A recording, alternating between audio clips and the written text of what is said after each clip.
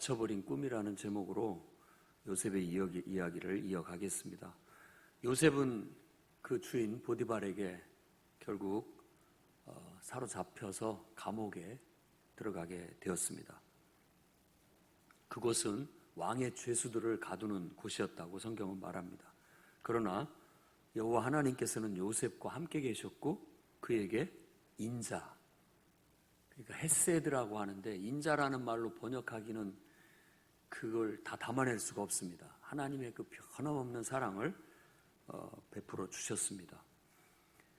또한 하나님의 은혜로 감옥 간수장에게도 요셉이 이쁘게 보이게 되었습니다. 은혜를 입었다라는 것은 인정받았다라는 그런 뜻이기도 하고 또 예쁘게 봤다, 또 신임했다라는 것과 같습니다. 그래서 그 간수장은 요셉의 손에다가 죄수들을 돌보는 일, 그리고 또 감옥에서 해야 할 여러 가지 일들을 다 믿고 맡기게 되었다고 말합니다. 아무것도 맡겨놓고 다시 한번 돌아볼 일도 없을 만큼 아주 능수능란하게 요셉은 그 모든 일들을 잘 처리했다고 말합니다. 이것은 하나님께서 요셉에게 형통함의 은혜를 주셨기 때문이라고 성경은 말합니다. 요셉의 꿈은 다시 감옥에 갇히는 신세가 되었으나 이야기의 내용을 가만히 묵상해 보면 갇힌 것이 아니라는 느낌을 받게 됩니다. 저는 이 말씀을 통해서 우리가 감옥에 갇힌 상황 속에서도 감옥에 갇히지 않는 어떤 비결, 그게 어디에 있는가라는 그런 주제로 오늘 하나님의 말씀을 여러분에게 전하고자 합니다. 첫째는 절망적인 상황 속에서도 신앙적인 양심을 지키도록 기도하시기 바랍니다. 사실 보디발의 아내가 여러 가지 말로 얼마나 자기의 종을 힐난했겠습니까? 그가 잘못된 것들을 아주 그냥 엄청난 말을 쏟아내면서 그의 잘못을 아마 말하려고 했을 겁니다. 보디발은 화가 나서 결국 요셉을 당장에도 죽일 수 있었어요. 그 종 하나 죽이는 거 아무것도 아니죠. 그런데 이 보디발은 그를 죽이지 않고 왕의 신하들이 갇히는 감옥에다 보냈다라는 것은 어떻게 보면 보디발도 자기가 지금까지 경험해왔고 지켜봐왔던 요셉은 그럴 사람이 아니라는 걸 알았던 겁니다. 그래서 그의 생명을 보존해줬다라고 그렇게 볼 수 있습니다. 그렇죠. 정말 어떤 인간은 그냥 볼 것도 없이 죽이고 싶은 사람이 있고요. 어떤 인간은 아무리 다른 사람이 잘못했다고 해도 그럴 리가 없다라고 끝까지 두둔하고 믿으려고 하고 하는 그런 됨됨이가 있습니다. 분명히 요셉은 바로 그런 후자였다고 생각을 합니다. 보디발은 아내의 그 수도 없는 말을 듣고 아내가 아마 당장에 저놈은 죽여야 된다라고 얘기했다 할지라도 그는 그 청년을 아꼈습니다. 그래서 죽이지 않았고 오히려 왕의 죄수들이 갇히는 감옥에 그를 보내게 되었던 겁니다. 어떻게 보면 그에게 살아갈 수 있는 기회를 준 거죠. 이 이야기는 마치 앞의 이야기를 반복하는 것 같습니다. 아버지 집에서 형제들에게 심부름 갔다가 형제들이 다 죽이자고 했을 때 구덩이에 쳐넣어가지고 다 죽이자고 했을 때 죽이지는 말자, 그냥 팔아버리자 라고 했던 그것으로 해서 구사일생 목숨을 구명하게 되었고 새로운 세계로 나아갈 수 있었던 것처럼 이번에도 똑같은 그런 과정을 겪되 더 크고 더 기회가 많은, 더 가능성이 많은 어떤 환경으로 하나님이 이끌고 계시다는 것을 느낄 수가 있습니다. 하지만 이렇게 억울한 누명을 쓰고 사실 그 여주인이 엄청난 말을 있는 말 없는 말 다 지어내서 자기를 비난하고 모함하고 죄인으로 뭐라 당장 쳐 죽여야 된다라고 말하고 있는 것을 묵묵히 듣고 있으면서 그 모든 것들을 참아내고 아무 말도 할 수 없었던 요셉의 심정은 어땠을까? 그의 심정은 아마 말로 할 수 없었을 겁니다. 나는 그런 사람이 아니다라고 변명하고 싶었을 것이고 아마 그 자기를 신임했던 자기 주인에게 막 나는 그런 사람이 아닌지 주인이 아실 것 아닙니까? 라고 사정사정을 했을지도, 하고 싶은 마음이 있었을지도 모릅니다. 그러나 요셉은 성경에는 그런 것에 대해서 침묵하고 있습니다. 침묵하고 있어요. 오히려 그가 정말 억울한 마음 속에 강간 미수범이 돼서 감옥에 갇히게 됐을 때 정말 감당할 수 없는 그런 감정이 풍랑처럼 일고 폭풍처럼 회오리 치면서 아마 자기를 흔들었을 테인데도 불구하고 그는 평상심을 유지할 수 있었던 것으로 저는 보여집니다. 그럼 과연 그가 그런 상황 속에서, 그런 감정의 소용돌이 속에서 평상심을 유지할 수 있었던 것은 무엇 때문일까라는 겁니다. 근데 성경에는 그거에 대해서 별 말을 하지 않고 있고 오히려 성경에 그렇게 얘기합니다. 하나님 여호와께서, 여호와 하나님이 요셉과 함께 하셨고 그에게 인자를 더하셨다라는 말만 합니다. 그런데 이 인자라고 하는 여호와의 인자가 사람에게 임하는 것은 기도로 인해서 가능한 기도의 결과라고 볼 수 있다는 겁니다. 모세가 하나님의 은혜를 입었다라고 얘기하는데 원어로 보면 모세가 그 하나님의 눈을 바라봤다 이런 뜻이에요. 그러니까 이 눈에 은혜가 있는 겁니다. 눈망울을 이렇게 쳐다보면 나를 얼마나 아끼고 사랑하시는 그분의 그 마음을 그 눈망울에서 읽어낼 수가 있는 거죠. 그게 은혜인 거예요. 은혜. 요셉이 바로 늘 하나님을 의지하고 그분을 바라보면서 신앙의 양심을 끝까지 지켰기 때문에 하나님의 눈을 피하지 않은 겁니다. 그렇죠? 우리가 신앙의 양심을 저버리고 하나님 앞에 범죄하게 됐다면 하나님의 눈을 맞출 수가 없어요. 맞출 수가 없습니다. 그러나 모든 세상 사람들이 다 나를 욕하고 나를 비난하고 나를 모함한다 할지라도 내가 하나님 앞에 양심적으로 바르다면 나는 당당한 겁니다. 오늘 우리 풍요로운 교회 성도들에게 필요한 것도 저는 이런 신앙의 양심이라고 생각합니다. 우리가 하나님 보시기에 합당하고 하나님 보시기에 당당하다면 소용돌이 칠 일이 없습니다. 흔들릴 이유가 없어요.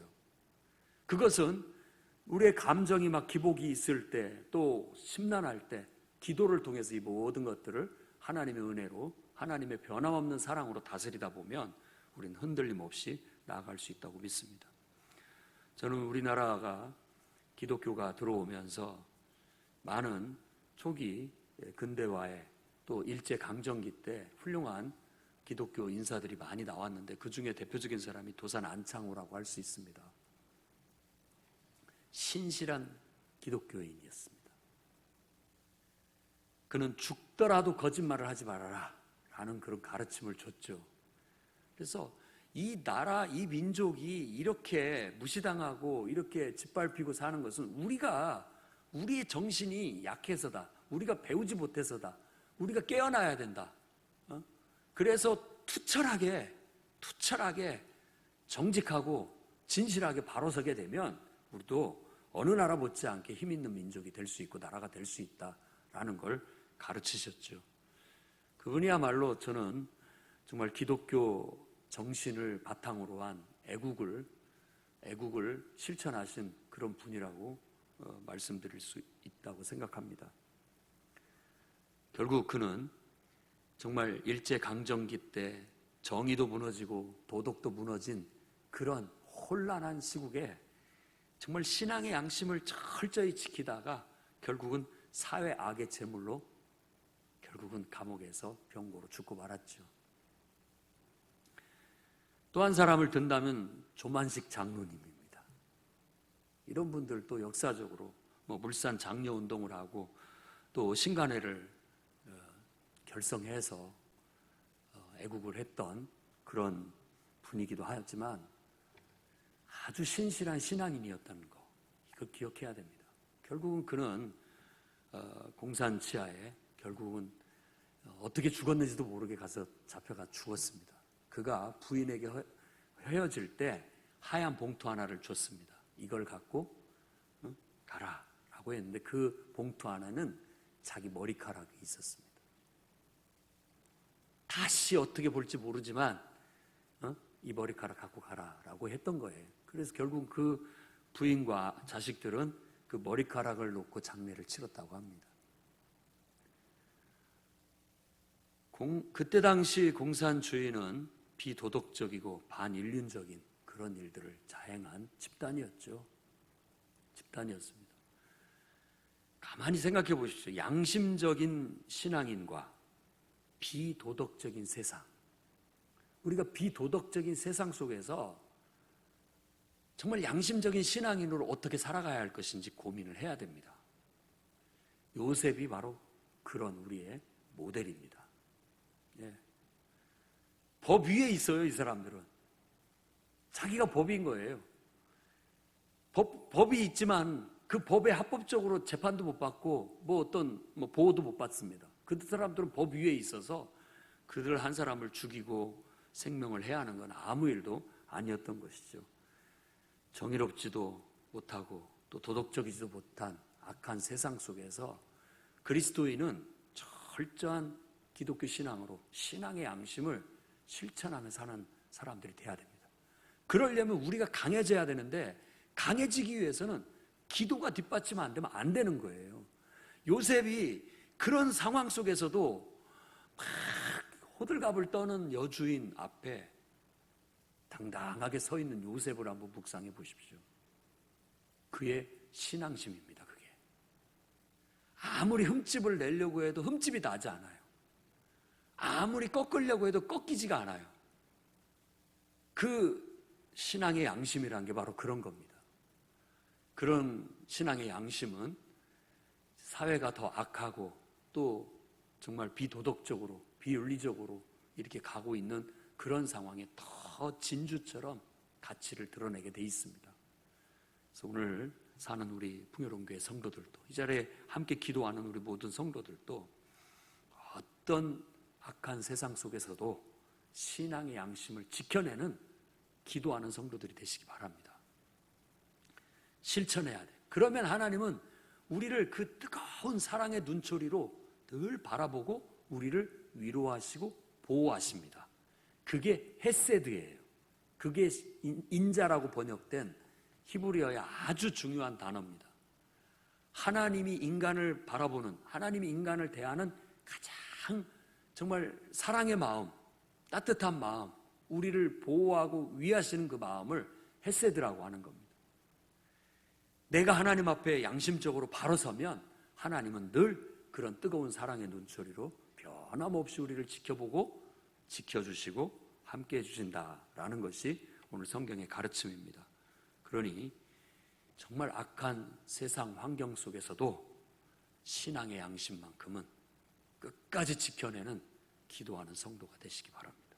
두 번째로는 주어진 상황에 변함없이 성실함을 지켜나가시기 바랍니다.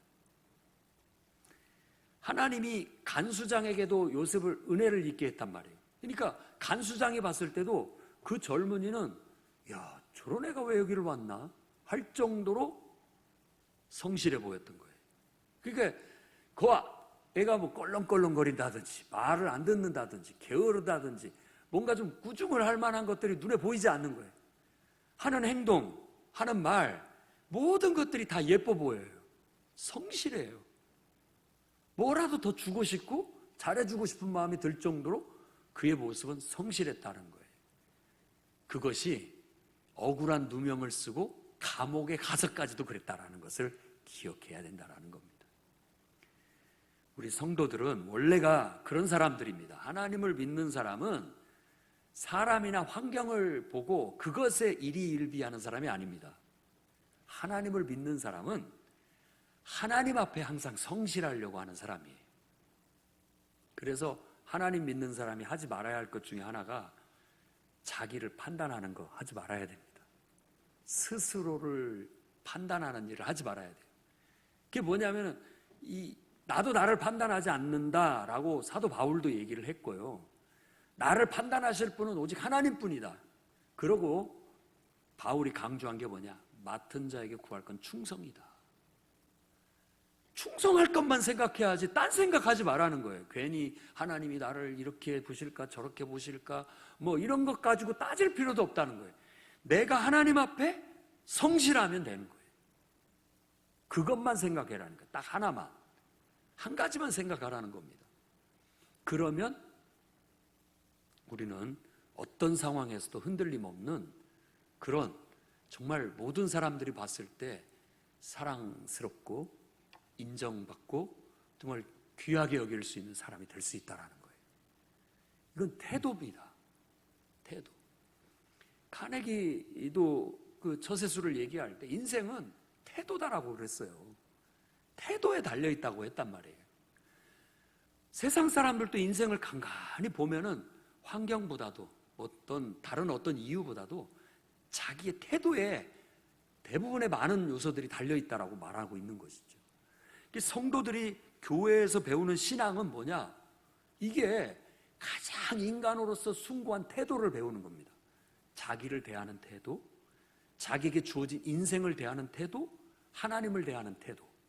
결국 하나님을 대하는 태도에서부터 자기를 대하는 태도가 나오고 인생을 대하는 태도가 나오는데 그 말을 여러 용어로 표현하는데 순종이라는 용어도 가능하고 오늘 말하는 단어는 성실이라는 단어입니다. 순종이나 성실이 같은 말이에요. 변함없이 항상 하나님 앞에 최선을 다하는 것, 항상 자기를 돌아보면서 자기가 할 수 있는 최선을 다하는 것, 또 중단하지 않고 어떤 상황에서도 멈추지 않고 계속 새로운 길을 모색하고 노력하는 그런 성실함, 그리고 항상 어떤 요행과 다른 어떤 꼼수를 부리기보다는 항상 정도로 가려고 하는 정직함을 최우선으로 해서 풀어나가려고 하는 그런 태도가 성실함이라고 말할 수 있다는 겁니다. 기독교의 신앙이 바로 그걸 가르치고 있습니다. 순종과 성실함을 가르치고 있는 거예요. 그래서 우리는 어디에 있든지 기독교인다운 그런 태도를 보일 수 있어야 되겠습니다. 그래서 세계 어디에 가도 나 예수 믿는 사람이야 그러면 그런 줄 알았습니다. 그런 줄 알았습니다. 라고 알아들을 수 있도록, 알아볼 수 있도록 어쩐지 기독교인 냄새가 났어요. 보면 태도에서 딱 그게 느껴지거든요.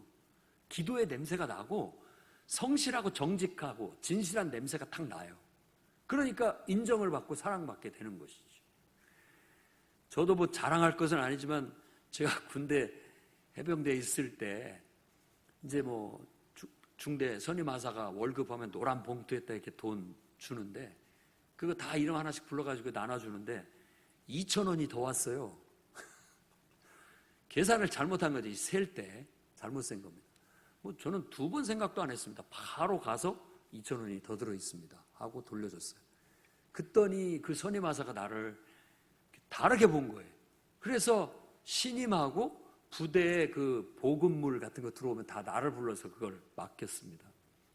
그런 것들이 그냥 별거 아닌데 그렇구나. 나는 그냥 당연한 것으로 생각했지만 그 험악한 머시매들이 살고 있는 그 세계 속에서 거짓말과 그런 어떤 온갖 장깨들이 난무하는 그 세계 속에서 그런 건 쉽게 찾아볼 수 없는 거라고 생각했기 때문에 믿을 수 있는 놈이구나 라고 생각했다고 생각합니다. 그게 바로 필요합니다.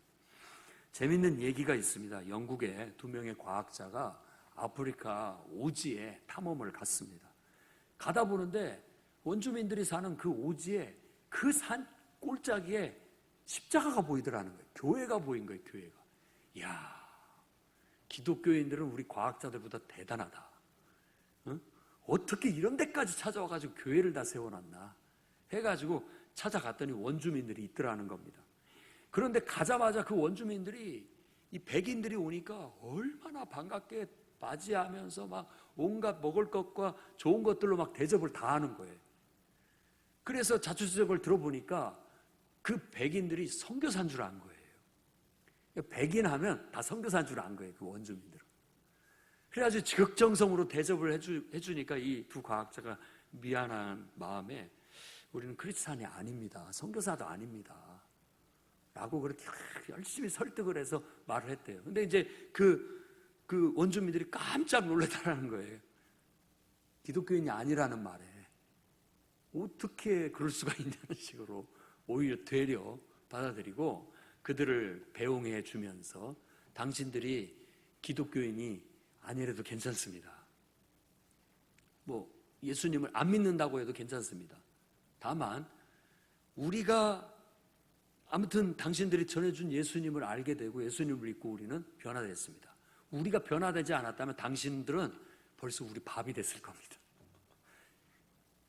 우리가 예수 믿기 전에는 그런 사람들 다 잡아다가 죽이고 또 식인을 하는 그런 족속이었다.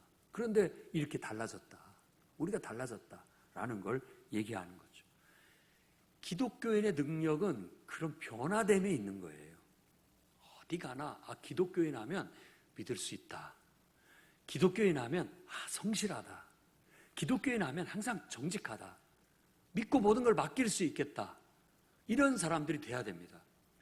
그러나 우리도 이 한국 사회에서 기독교인이 그런 대우를 받고 있는지는 한번 반성해 볼 필요가 있고 우리 스스로가 나부터 그런 성실한 기독교 정신이 투철한 그런 성도로서의 삶을 살려고 힘써야 되겠습니다. 항상 어떤 상황에서도 흔들림 없이 꿋꿋함, 늘 겸손하지만 항상 자기를 반성하고 주어진 환경에서 최선을 다하는 모습, 그리고 어떤 상황에서도 멈추지 않고 계속해서 기도하면서 방법을 찾아내려고 하고 모색하려고 하고 자기가 할 수 있는 노력은 다 하는 그런 모습. 그리고 또 방법을 쓰더라도 말도 안 되는 불법적인 어떤 방법을 쓰는 것보다는 항상 정직한 방법으로 성공하려고 하는 그런 모습들을 보여주면 보여줄수록 우리는 인정받게 될 겁니다. 그 두 과학자는 선진국에 와서 지식이 많은 사람들이었지만 그 원주민들에게 한 수 배우고 가는 거잖아요. 그렇구나. 사람이 예수를 믿으면 어디를 가나 다 믿을 만한 사람, 정말 성실한 사람, 해롭지 않은 사람, 도움이 되는 사람이 될 수 있다는 겁니다. 그래서 저는 요셉은 아버지 집에서도 성실했고 그가 보디발의 집에 갔을 때도 성실했고 지금 감옥에 처해서도 낙심하기보다는 그 상황에서 털 건 털고 그 상황에서도 자기가 해야 할 어떤 할 수 있는 일 찾아서 성실하게 살아가고 있었던 것이 간수장에게 굉장히 인정받고 이쁨받는 그런 길이 되었다라고 생각합니다. 그러니 하나님을 믿고 기도하는 여러분 그리고 제가 항상 그런 성실한 모습, 기독교인은 두말할 것도 없어 믿을 만한 사람이야, 뭘 맡겨도 잘할 사람이야 라고 할 수 있는 그런 성실한 사람이 되시기를 바랍니다. 그 다음에 세 번째로는 어떤 상황 속에서도 자기의 능력을 발휘하는 성도들이 되시기 바랍니다. 간수장이 요셉의 손에 모든 죄수들과 감옥의 재반 일들을 다 맡겼다고 합니다. 그의 손이라고 했을 때 이 손은 항상 능력을 상징하는 겁니다. 그러니까 요셉이 뭘 해도 잘했다라는 거예요. 흠없이 두 번 돌아보지 않을 만큼 완벽하게 해냈다는 겁니다. 그러니까는 믿고 모든 걸 맡기고는 걱정이 안 됐다라고 볼 수 있는 거죠. 감옥에서도 자신의 능력 발휘를 한 거예요. 저는 이것이 봉사라고 생각합니다. 성도들은요, 항상 봉사하는 삶을 사셔야 됩니다.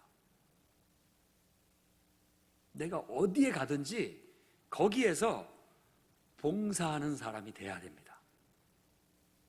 여러분을 데리고 간 누군가는 복받은 사람들이에요. 복받은 사람이라니까요. 여러분이 있으니까.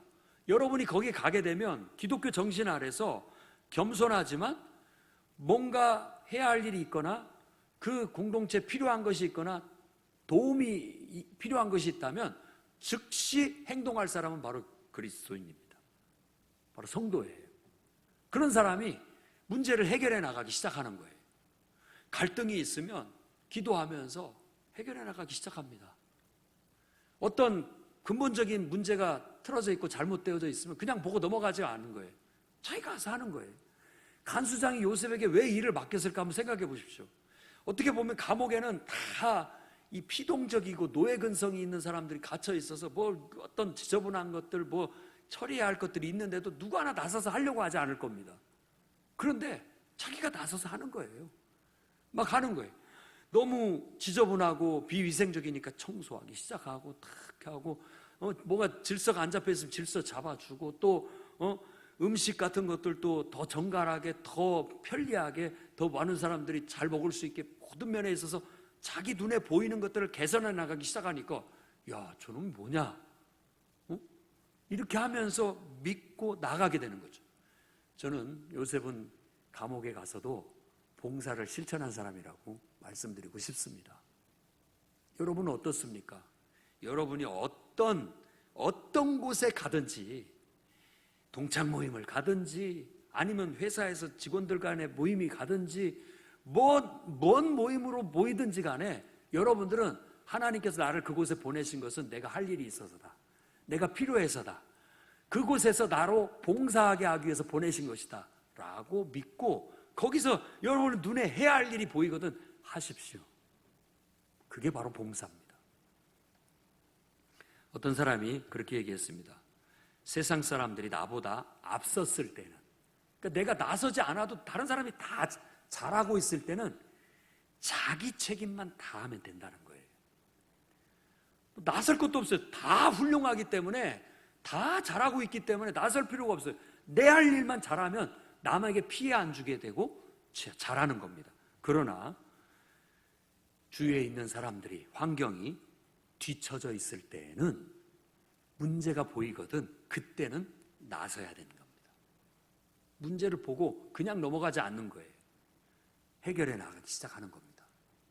그 문제를 내가 할 수 있는 해나가기 시작하는 그걸 봉사라고 하는 겁니다. 성도들이 바로 하나님 사랑으로 이웃을 사랑한다라는 게 바로 그런 봉사의 정신으로 바로 실천될 수 있다는 겁니다. 우리가 이기적인 발상 이런 거 버려야 됩니다. 그리고 이기적인 행동 버려야 됩니다. 어떻게 하면 하나님께서 보내주신 곳에서 내가 봉사하며 살 것인가 항상 그걸 생각해야 되는 겁니다. 감옥에 가서도 사실 감옥에 갇힌 죄수가 아니에요. 죄수가 어떻게 이런 생각을 합니까? 죄수는 그런 생각을 못합니다. 어떻게든지 거기서 편하게 지내려고 하고 어떻게든지 거기서 벗어나려고 하고 그러겠죠. 오히려 그 속에서도 봉사할 거리를 찾아서 뭔가를 한다라는 것은 훌륭한 것이죠. 이기적인 마음, 이기적인 행동을 우리가 신앙심으로 잘 극복하다 보면 봉사의 실천이 이루어질 수 있게 되는 겁니다. 더 많은 사람들이 행복해질 수 있다면, 더 많은 사람에게 유익이 갈 수 있는 일이라면 보고만 있지 않고 내가 나서서 하는 겁니다. 그런데 주의해야 할 것은 항상 자기 도리는 하고 자기 앞가림은 하고 봉사를 해야 되는 겁니다. 자기 자신도 바르게 세우지 못하면서 봉사를 하는 건 주제넘는다라고 생각하기 때문에 자기 역할을 잘하고 이제 더 나아가서 바로 그런 문제들을 보고 내가 봉사하기 시작하면 봉사의 모범을 보이게 되면 많은 사람들이 여러분 때문에 유익을 얻고 기쁨을 얻고 또 여러분들의 그 선한 행위에 동참해서 지지해주게 될 거예요. 간수장이 요셉을 지지해 준 것처럼. 그리고 그 감옥에 갇혀있는 죄수들도 이 요셉을 지지해 줍니다. 잘한다 나도 도와줄게 이렇게 나설 수 있는 거죠. 이게 진정한 봉사정신이요 기독교가 실천해야 할 것들이라고 생각합니다. 그러니 봉사의 정신을 배우고 어떤 상황 속에서도 여러분들이 가는 곳곳마다 하나님께서 나를 보내신 것은 거기서 봉사하라고, 내게 능력을 주신 것은 봉사하라고 주셨다라고 믿고 실천해 나가시기를 바랍니다. 능력을 주신 것은 발휘하라고, 하나님을 위해서 또 하나님이 창조하신 세상을 위해서 봉사하라고 주셨다라는 정신을 갖고 나아가게 된다면 하나님이 작은 일에 충성된 자를 더 크게 쓰실 날이 오게 될 겁니다. 오늘 말씀을 통해서 요셉이 감옥에 갇혔으나 감옥에 갇힌 것이 아닌 것처럼 생활했던 것처럼 우리도 어떤 어려움 속이나 환경 속에서도 악한 세상 속에서도 신앙의 양심을 당당하게 지키며 기도하며 나아갈 줄 아는 성도들이 될 수 있기를 바랍니다. 어떤 상황과 처지 안에서도 항상 성실함을 잃지 마십시오. 그리고 여러분들이 어떤 상황에 놓여져 있다 할지라도 먼저 자기를 바로 세우고 이제 남은 능력 발휘를 봉사에 쓸 수 있는 성도들이 되시기를 주의 이름으로 축원합니다. 기도하겠습니다. 거룩하신 주님,